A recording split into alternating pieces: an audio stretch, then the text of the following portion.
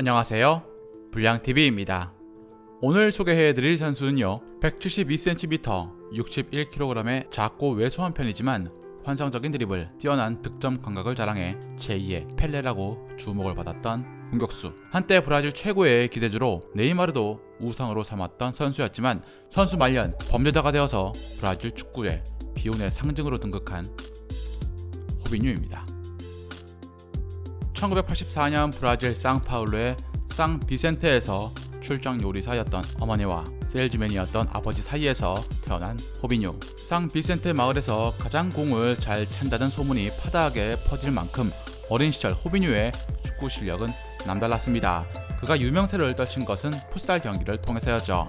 풋살팀 주장이기도 했던 호비뉴는 한 시즌 동안 73골을 기록했고, 어리고 작지만 놀라운 발자간 덕분에 그를 좋아하는 팬들이 금세 생겨났습니다. 펠레는 15세 호비뉴를 보면서 나보다 훨씬 뛰어난 선수가 될 모든 조건을 가지고 있다라고 감탄을 했을 정도. 그리고 이를 눈여겨본 산토스가 접근해서 2002년 호비뉴는 18살이라는 나이에 첫 프로 계약을 체결하기에 이릅니다. 프로 계약 직전까지도 호비뉴는 풋살로 계속 축구 실력을 길렀을 정도. 다른 클럽들과 경쟁이 워낙 치열해서 돈을 꽤 많이 주고 데려왔던 호비뉴. 개인 플레이에 맛을 들인 상태라서 코치들은 그에게 동료들을 활용하는 플레이를 가르칩니다. 2002년 산투스에 입단한 호비뉴는 환상적인 드리블과 골 결정력으로 2002년과 2004년 산투스의 브라질 리그 우승을 이끕니다. 특히 2003년엔 코파 리베르타도레스 결승행의 주역이 되기도 합니다. 2004년 37경기에 출전해서 21골을 기록한 호비뉴. 플라멩고의 디에고와 함께 브라질 최고의 기대주로 꼽히게 됩니다. 한편 2004년 스페인 공항에서 플로렌티노 페레즈 레알 마드리드 회장은 호비뉴를 영입해라고 외치는 팬들을 만납니다. 엘 클라시코전에서 대패한 뒤였죠. 2004년부터 유럽의 러브콜을 받았던 호비뉴는 누나가 납치가 되는 일까지 벌어지자 그동안 산토스의 잔류 의지를 포기하고 유럽행을 결심하기에 이릅니다. 2005년 7월 스페인에 거함 레알 마드리드로 325억에 이적을 하면서 마침내 빅 무대에 입성한 21살의 호비뉴.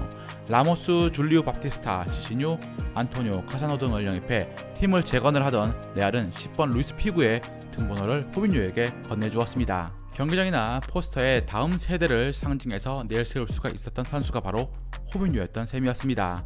컨페더레이션스컵에서 2골 3어시스트를 기록한 호비뉴는 스트라이커, 측면 포워드, 공격형 미드필더 등 어떤 포지션을 다 소화해냅니다.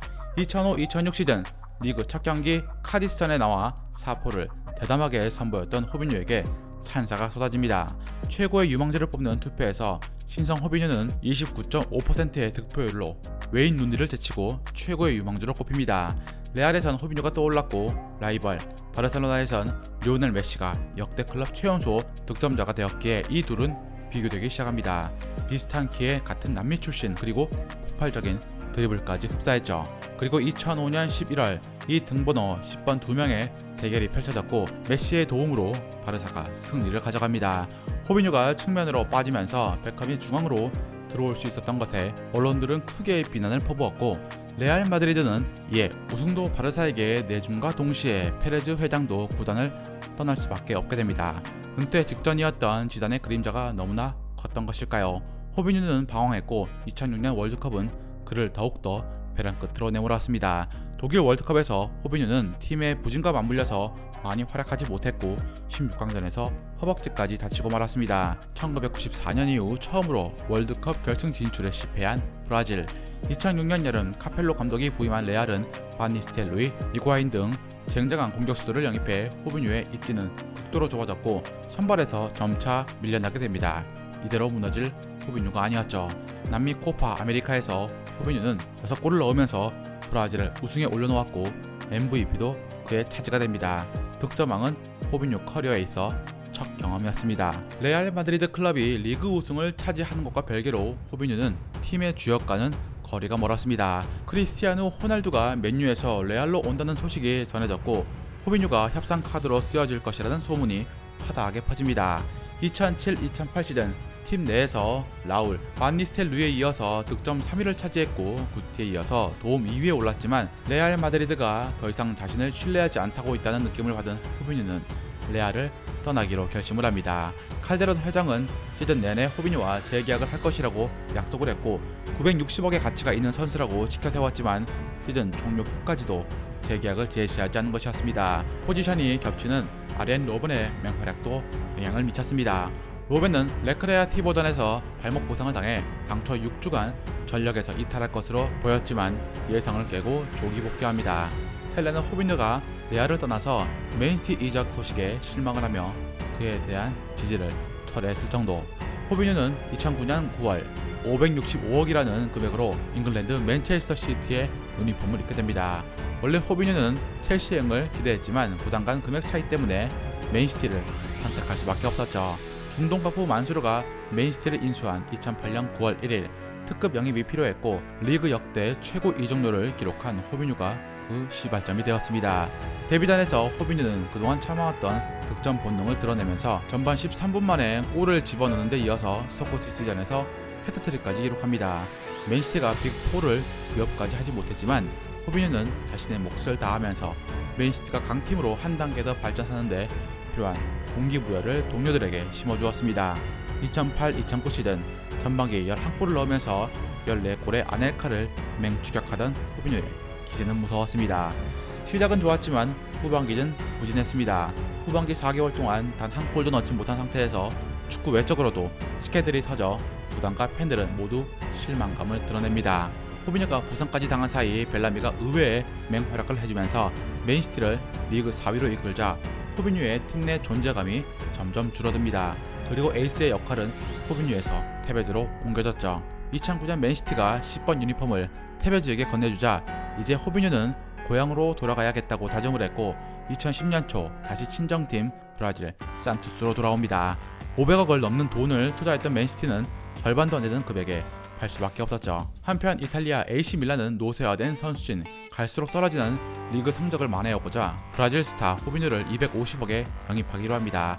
과거 호나우두, 히바우드, 호나우지뉴 등 브라질 선수들로 재미를 봤기 때문에 기대감이 높았고 질라탄이 최전방에서 외롭지 않도록 호비뉴가 도와주길 기대했습니다. 호비뉴는 오랜만에 다시 행복 축구를 맛보았습니다. 데뷔 시즌 호비뉴는 15골을 넣으면서 리그 우승을 차지할 수 있도록 도운 것입니다.